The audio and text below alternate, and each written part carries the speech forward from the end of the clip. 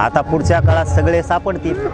त्याच्यामध्ये कोण कोण मोठे मासे ते सगळं सापडलं। सगळ्यांना मोका सुद्धा लागणार आहे। 302 मध्ये सुद्धा जाणार आहेत आणि सामूहिक कटा सुद्धा येणार आहे। आणि हे जर सरकारने नाही केलं तर पुन्हा एकदा रस्त्यावरती मराठी येणार आहे। 100% सोडणार नाहीत पोलिस कोणाला त्याच्यात, कारण मुख्यमंत्र्याचा सुद्धा तसा शब्द आले होते।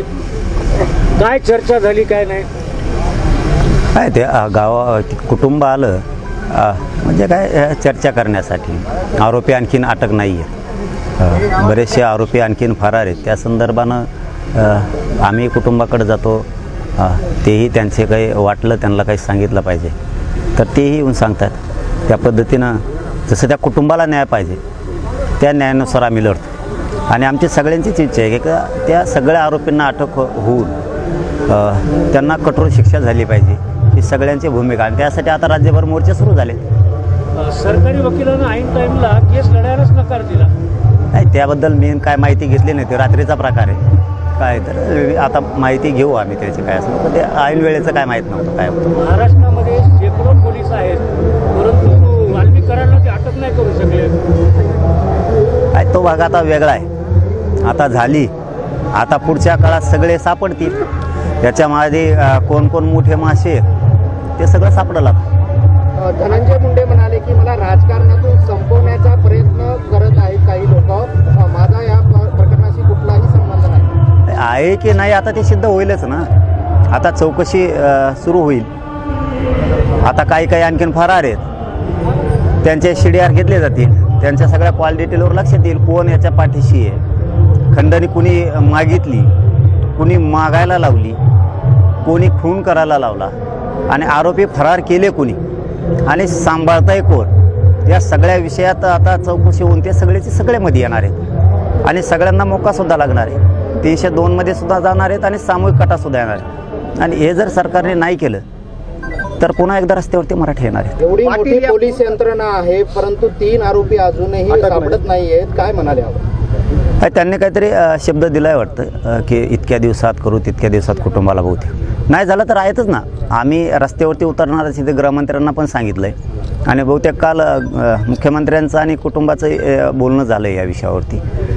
परंतु सरकारने दिलेला शब्द आणि मुख्यमंत्र्यांनी जो शब्द दिला त्या दिवशी की मी सगळ्यांना सजाच लावणार, सगळ्यांना अटकच करणार, या विषयावरती त्या शब्दाला ते खरं भरतील। नाही भरले तर रस्त्यावरती आम्ही येणार आहे। गृहमंत्र्याचं अपयश आहे का फडणवीसांचं? आत्ता नाही म्हणताय ना, आणखीन राहिलेले आरोपी किती दिवसात पकडतायत काय ते जरा बघू द्या, मग एकदा आम्ही सुटलोत ना मग नाही सोडत। तुमचे लाडके देवेंद्र फडणवीस योग्य गृहमंत्री आहेत असं वाटतं का? तुमचे नाही काय?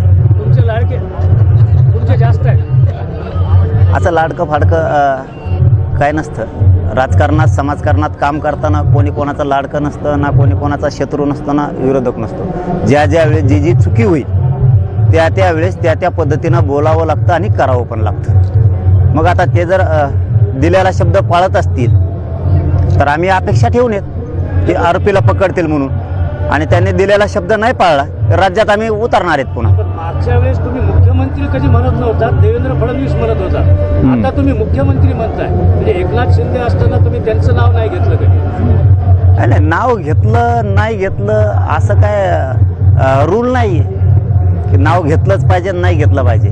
बघूयात ना आता, ते पहिल्यांदा म्हणत होते की मी कुणाला अडसर नाही आहे। एकनाथ शिंदे साहेबाला विचारा की मी अडसर आहे का, मी कुणाला आडवा येत नाही मराठा आरक्षणाच्या बाबत। आता लक्षात येईल, आता तेच आहेत मुख्यमंत्री, आडवे येतात का नाहीत, 25 जानेवारीपर्यंत आरक्षणाचा विषय मार्गी काढतात की नाहीत, आता लक्षात येईल आमच्या।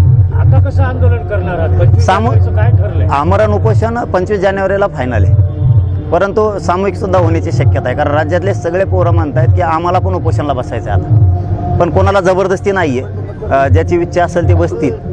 परंतु राज्यात आता सुरू झालंय की जिल्ह्यातही सुरू झालंय की उपोषणाला आम्ही पण बसणार, कारण आता ही शेवटची टक्कर द्यायची, ही अंतिम लढाई करायची आणि आरक्षण मिळवायचं हे आता मराठ्यांच्या गावागावातल्या पोरांनी ठरवलंय। त्यामुळे राज्यभर जिल्ह्यात मराठ्यांच्या पोरांनी बैठका आपण आपल्या गावात सुरू केल्या।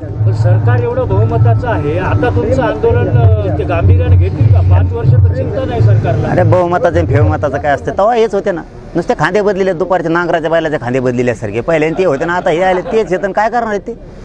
काय करत नाही ते मराठ्यांपुढे सरकार फार काय नाही. गांभीर्याने घेईल का सरकार आता?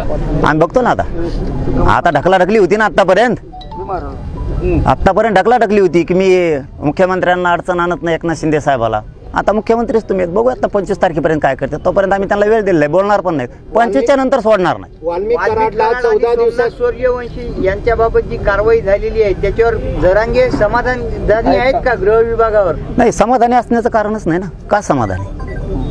एक परभणीचा असेल किंवा मस्साजोगचा असेल, एका लेकराचा जीव गेलाय आणि त्याचं समाधान असण्याचं काय कारण आहे? कारण त्यांना न्याय जर मिळाला नाही, आणखीन आरोपीच फरार आहेत, आणखीन आरोपीच सापडले नाही, मग परभणीचं प्रकरण असो किंवा मस्साजोगचं असो, समाधानी असण्याचं काही कारण नाही. आणि न्याय मिळाला बी तरी समाधानी असणारच नाही आहेत. कारण शेवटी एका आईचा मुलगा गेलाय, कुणाचं तरी लेकरं उन्हात पडले, समाधानी असूच शकत नाही.